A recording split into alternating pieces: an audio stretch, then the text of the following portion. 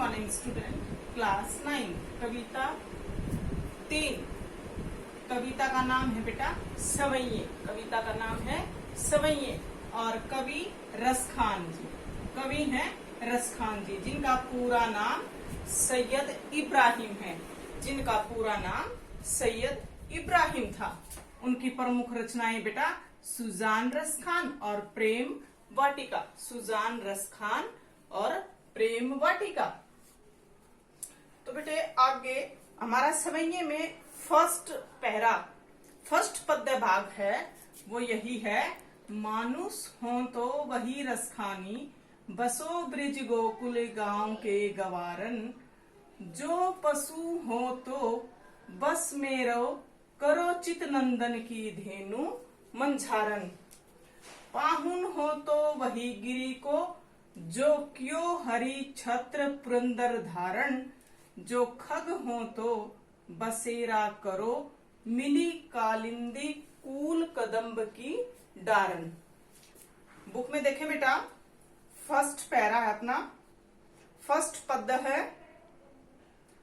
और अपनी बुक में बेटा पेंसिल से निशान लगाते रहें और वर्ड मीनिंग लिखते रहें।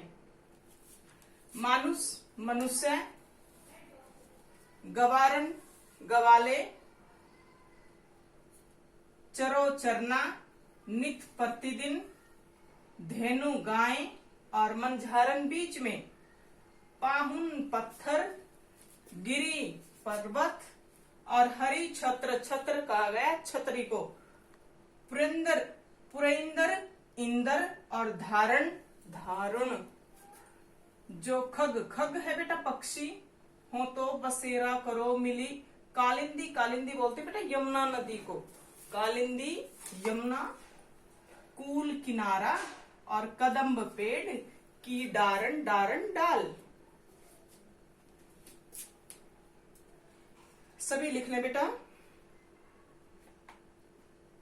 इसके आगे अब हम इसकी व्याख्या करेंगे बेटे। प्रस्तुत कविता हमारी हिंदी की पाठ्य पुस्तक क्षितिज भाग 1, क्षितिज भाग 2 10th की होगी और क्षितिज भाग 1 9th की है। तो क्षितिज भाग 1 कविता 3 सवैये में से ये पंक्तियां संकलित हैं।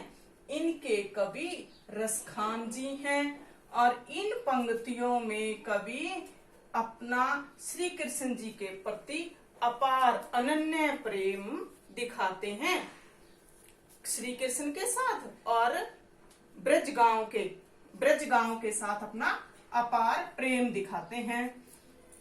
यहाँ कवि कहते बेटे मानुष हो तो वही रसखानी। रसखान जी कहते हैं, रसखान जी कहते हैं, हे भगवान, हे ईश्वर, अगर मुझे मनुष्य के रूप में जन्म दे तो बसो ब्रज गोकुल गांव के गवारन।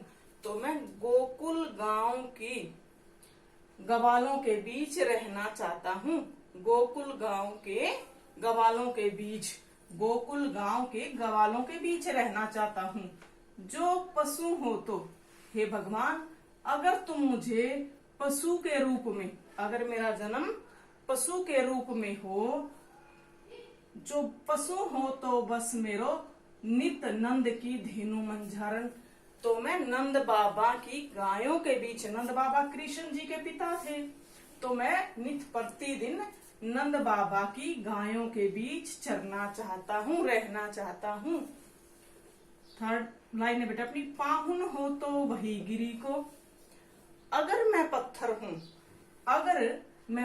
हूं तो मैं उसी पहाड़, उसी पर्वत का हूं जो प्रभु यानी कि श्री कृष्ण जी ने, जो श्री कृष्ण जी ने इंद्र का घमंड, पुरंदर इंद्र का घमंड तोड़ने के लिए जिस पत्थर को अपनी उंगली पे उठा लिया था। अगर मैं पत्थर हूं तो उसी पर्वत का हूं जो भगवान श्री कृष्ण जी ने इंद्र का घमंड तोड़ने के लिए अपनी उंगली से उठा लिया था। जो खग हो तो, अगर मेरा जन्म किसी पक्षी के रूप में हो, अगर मेरा जन्म किसी पक्षी के रूप हो तो मेरा बसेरा, मैं वहीं बसना चाहता हूँ जहाँ कालिंदी कूल कदम की, उस यमुना नदी के किनारे, उस यमुना नदी के तट पर अगर मैं पक्षी हूं तो मेरा बसेरा वही हो जहां यमुना नदी के तट, यमुना नदी के किनारे पर कदम्ब के पेड़ों के बीच हो, जहां श्री कृष्ण जी मुरली बजाते थे, जहां श्री कृष्ण जी मुरली बजाते थे। अब बेटे रही बात इसमें विशेष या काव्य सौंदर्य की, ये तो थी हमारी व्याख्या। विशेष या काव्य सौंदर्य, बेटा पूरी कविता में ब्रज भाषा का सुंदर प्रयोग हुआ है। नंबर 1 ब्रज भाषा का सुंदर प्रयोग हुआ है। भाषा सहज व सरल थी, भाषा सहज व सरल थी, सरल है।